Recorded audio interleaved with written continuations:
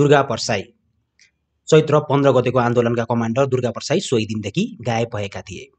उनलाई आसाम इन्डियाबाट इन्डियन पुलिसले बोर्डरसम्म लिएर आयो र काकरभित्ता झापाबाट नेपाल पुलिसले एरेस्ट गरेर प्लेनमा काठमाडौँ ल्याइ पुर्यायो।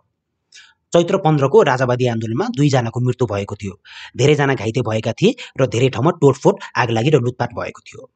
यो हिंसात्मक घटनाको आरोप नेपाल प्रहरीले दुर्गा परसाईलाई लगाएको छ। उनले आन्दोलनमा आफै गाडी चलाएर पुलिसको घेरा नागेको भिडियो सामाजिक सञ्जालमा निकै नै भाइरल भएको थियो। भर्खरै परसाईले 24 घण्टाभित्र सरेन्डर गर्छु भनेर भिडियो हालेका थिए, जुन भिडियो हाम्रो च्यानलले पनि प्रकाशित गरेको थियो। तर सरेन्डर गरेको भन्ने कुराको कुनै प्रुफ पाइएको छैन। ग्यारेन्टी गर्नुहुन्छ र मानव अधिकार र वकिलहरूको रोबरमा, अघि मैले नाम भनेका वकिलहरूको रोबरमा हो भनेदेखि म 24 घण्टाभित्रमा उपस्थित हुन तयार। उनलाई इन्डियन पुलिसले एरेस्ट गरेको नि भनिन्छ। नेपालमा आइपुग्दा उनले म आफै समातेको हो भनेर विवरण दिएका थिए। म कतै भागेको छैन, नेपालमै छु भने तापनि उनलाई आसाम इन्डियाबाट समातिएको हो। दुर्गा परसाईलाई समात्न सूचनाको आधारमा 3 टोली स्पेशल पुलिस फोर्स इन्डिया पठाइएको थियो। एक प्रयागराजतिर त्यहाँ नियन्त्रण लिन सहज नभएसी फर्केर भैरवा आए।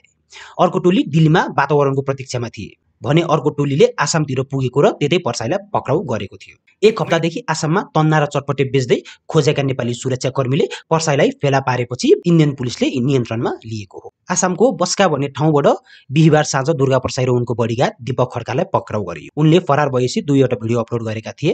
पहिलो भिडियोमा ट्र्याक गरियो र दोस्रो भिडियो सार्वजनिक भएपछि उनलाई खोज्न सजिलो भएको प्रहरी अधिकारीले बताएका छन्। उनलाई आज शुक्रबार अदालत पेश गरेर छानबिनका लागि आज नै म्याद थप गर्ने व्यवस्था मिलाउने प्रयास जारी छ। उनी बिहिबार पक्राउ परेको भनेर खबर आए पनि नेपाल पुलिसले होइन भनेर प्रेस विज्ञप्ति दिएका थिए, तर शुक्रबार पक्राउ परेको भनिएका छन्।